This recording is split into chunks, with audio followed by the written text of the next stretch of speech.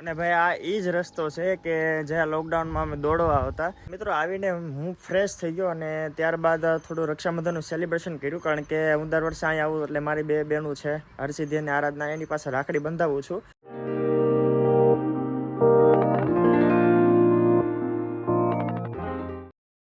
જય દ્વારકાધીશ મિત્રો, આપ સૌનું ફરીથી સ્વાગત છે પ્રિન્સ ત્રિવેદી વ્લોગ્સમાં. તો મિત્રો પાછળનું બેકગ્રાઉન્ડ જોઈને તમને અંદાજ તો આવી જ ગયો છે કે આજનો બ્લોગ હું ક્યાંથી ચાલુ કરું છું. બાકી તમે એકવાર નજારો જોઈ લો. તો પહેલાં તો કોમેન્ટ કરીને જણાવજો કે આજનો બ્લોગ મેં ક્યાંથી શરૂઆત કરી. તો ભાઈ આમાં તો અડધાએ 90% પબ્લિકે તો ગેસ કરી લીધું છે કે હું અત્યારે ક્યાં આવ્યો છું. તો ભાઈ હું આવ્યો છું મારા ગામડે કુંભણ. તો હું તમને થોડોક એવો કુંભણનો નજારો દેખાડી દઉં. બાકી તો હું તમને આવનારા બ્લોગ્સમાં હું તમને આજુબાજુની સારી લોકેશન દેખાડીશ અને અમારા ગામના ફેસ્ટિવલ્સ થોડાક તમને દેખાડીશ. જેટલા દિવસ છું અહીંયા તેટલા દિવસ માટે. બાકી તો જોઈએ આગળ શું થાય છે બ્લોગમાં. અને અત્યારે તો હું ભાઈ હાલીને જાઉં છું, કારણ કે સવારનો ટાઈમ છે ને, અત્યારે કોઈ રિક્ષાવાળા કે કોઈ ગાડીવાળા મળતા નથી, એટલે સવારનું વોકિંગ ચાલુ થઈ ગયું છે અમારું. પણ કાંઈ નહીં, મજા આવે છે, કારણ કે બે બાજુ ગ્રીનરી જોઈને જવાની મજા આવે, હાલીને જવાની. ભાઈ એવું નથી કે કોઈ ગાડીવાળા બેસાડતા નથી, પણ જેટલા લોકો ગાડીવાળા નીકળે છે 2-3 સવારીમાં જાય છે. ભાઈ આપણે એને કેવું કેમ કે ભાઈ ઊભા રાખજો, કારણ કે અહીંયા ગામડામાં તો કોઈ ના નથી પાડતું કે ભાઈ તમે બેસતા નહીં, પણ 2-3 સવારીમાં એ લોકો પરાણે બેઠા એમાં આપણે ક્યાં કેવું કે બેસાડો એમ. બાકી કોઈ ના તો ન જ પાડે, કારણ કે ગામડાના લોકો છે ભાઈ, ના તો કોઈ પાડે નહીં ને એમ. અને ભાઈ આ એ જ રસ્તો છે કે જ્યાં લોકડાઉનમાં અમે દોડવા આવતા. તો એટલું હાલવું મારા માટે એમ કાંઈ મોટી વાત નથી, કારણ કે આ અડધે તો પગી ગયો છું. જો તમે પાછળ ઓલો થોડુંક ઝૂમ કરીને દેખાડું કે જે પાછળ તમને ગ્રીન બોર્ડ દેખાય છે ત્યાંથી હું હલીને આવ્યો હતો. અને ત્યાંથી લગભગ મારું ઘર અંદાજિત 3 થી 4 કિલોમીટર જેવું થાય છે, કે વધીને 5 કિલોમીટર થાય. પણ એટલું તો હું હાલી જાઉં, કારણ કે એટલું તો નોર્મલ કહેવાય એમ વાત છે. બાકી આમ નજારો એકવાર જુઓ, તમને હાલવાની જ મજા આવશે. અને બીજું એ મિત્રો કે અત્યારે બ્લોગ ચાલુ કરવો નહોતો, પણ હવે એકલો હાલીને જાઉં છું. હાવ ટાઈમ પાસ કરવો હોય કરતાં ભાઈ બ્લોગે ચાલુ કરી દો તો શું કહેવાય, ઘરે જઈને બીજો સ્ટાર્ટ ન કરવો. તો ભાઈ તમે બધા રસ્તો એન્જોય કરો ઘરે પહોંચો ત્યાં સુધી.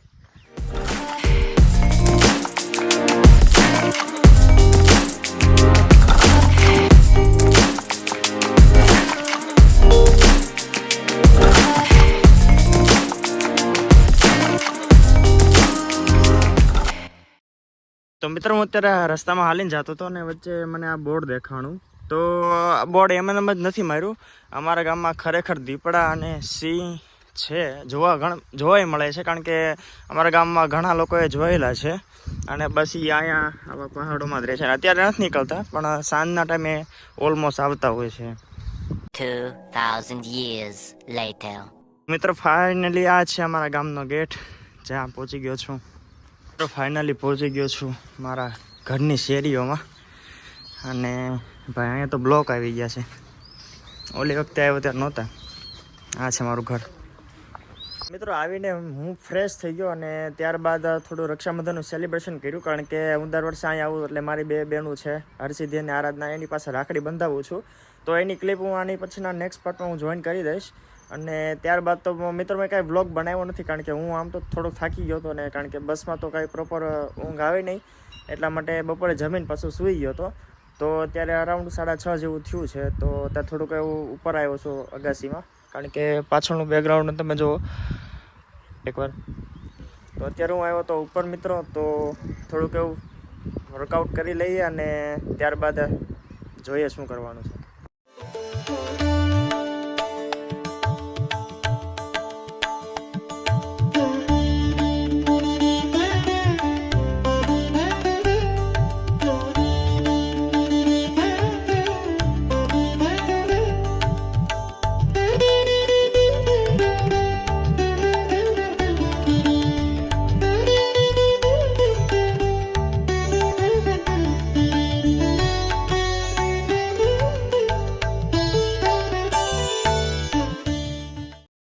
તો આવો મિત્રો, હું તમને મારા ઘરનું ગાર્ડન દેખાડું કે ગાર્ડનમાં અમે શું શું ઉગાડ્યું છે.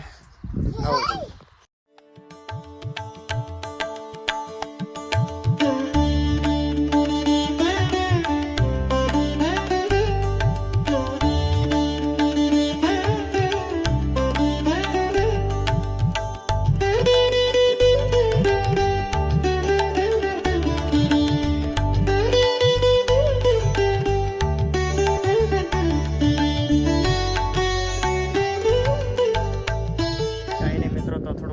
વર્કઆઉટ કરીએ, કારણ કે આમ તો જીમ બંધ છે, પણ હવે ઘરનું જીમ ચાલુ કરીએ. બીજું શું, તમને થોડો સનસેટ દેખાડી દઈએ.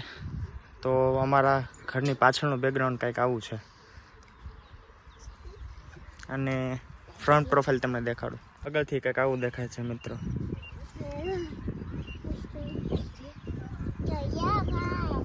આ જે દેખાય છે તમને એ હસ્તગીરી છે અમારું, કદમગીરી, જે તમે સમજો એ પાલીતાણાનો ડુંગર અમે કહીએ છીએ. બાકી ઉપર એકવાર વાતાવરણ જોવો તમે.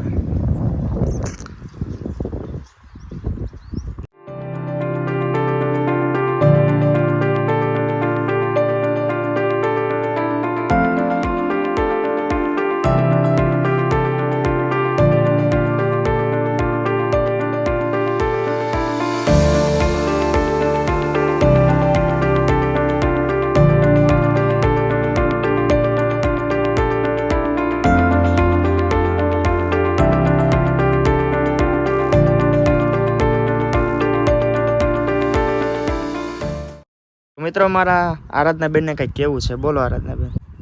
જય હિન્દ દોસ્તો. કાલ હું 15મી ઓગસ્ટના કાર્યક્રમમાં રહેવાની છું અને તમે બધા બ્લોગ જોજો. મિત્રો અત્યારે હું આ બ્લોગ એન્ડ તો નથી કરતો, એનું કારણ છે કે કાલનું જે થોડુંક એવું 15મી ઓગસ્ટનું સેલિબ્રેશન છે અહીંયા અમારા ગામના હાઈસ્કૂલનું, આમાં હું એડ કરી દઈશ. અને કાલથી કંઈક પાર્ટ 2 નહીં, અથવા કાલે બીજો બ્લોગ હું કાલે બપોર પછી ચાલુ કરીશ, કારણ કે કાલે એક સરપ્રાઈઝ છે તમારા માટે. તો વિડીયોમાં બન્યા રહેજો, કારણ કે આ બ્લોગ હું અત્યારે એન્ડ નથી કરતો. Tomorrow for sure. Good morning, જય દ્વારકાધીશ મિત્રો. આપ સૌનું ફરીથી સ્વાગત છે પાર્ટ 2માં. પાર્ટ 2 એટલે કે કાલનો વ્લોગ કન્ટિન્યુ કરું છું. તો અત્યારે તો હું જાઉં છું 15મી ઓગસ્ટનું સેલિબ્રેશન છે હાઈસ્કૂલમાં. તો પોસિબલ થશે એટલે હું તમને શું કહેવાય ત્યાં વિડીયો દેખાડીશ. મળું સીધો તમને હાઈસ્કૂલમાં.